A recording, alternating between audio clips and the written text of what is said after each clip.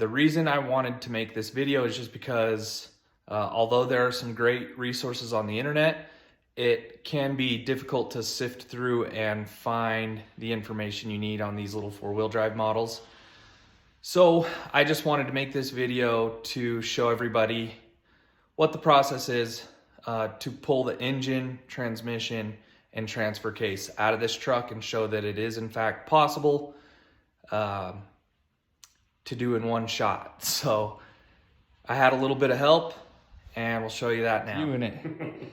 All right, this is Mikey, me, the Mighty Ram 50, and we could not find anything about a four-wheel drive 2.6 liter. This is the 5 or G54B or whatever it's called engine. This is the 2.6 Ram. So the way we're getting the transfer case out is with the transmission and the engine.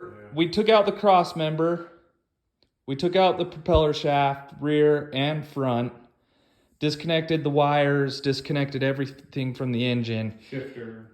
And then Mikey disconnected shifter and everything from here. The shifter goes through the, I believe the transfer case. So you can see the angle on this engine. We're basically, if we're gonna succeed, it's gonna be by tilting the heck out of this.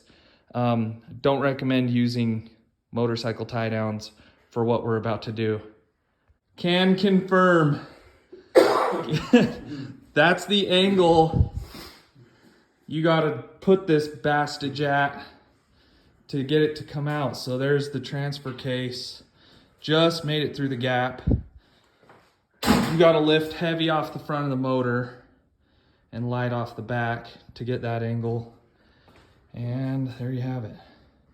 For those of you that are looking for just a little bit more detail than just this is possible, this isn't possible, keep watching and I'll talk to you about what happened to get this thing out. Just as if you're planning for this or whatever and you're like me and you like to see videos which show a bunch of detail, this isn't that type of video, but I'll hurry and kind of walk you through what had to be done. Had to remove the radiator. We were able to leave the exhaust in place, so just unbolt the exhaust manifold from that flange. Power steering and everything on this truck's nice and out of the way. Pretty much everything else was just vacuum hoses, power steering,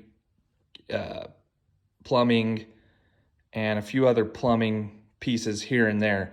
The transmission had the clutch lever, clutch cable that was hooked to it, the starter wiring, and then there's a few wires that went back to the transfer case. So all in all, this, I'm not like a grade A mechanic by any means, but this was very basic and simple. Removal of the shift levers, I believe, was pretty straightforward. My buddy Mikey took care of that. All you have to do is get that trim piece out, which is, there's a little cover there that's got 4 Phillips heads behind it. There's 2 Phillips heads up here.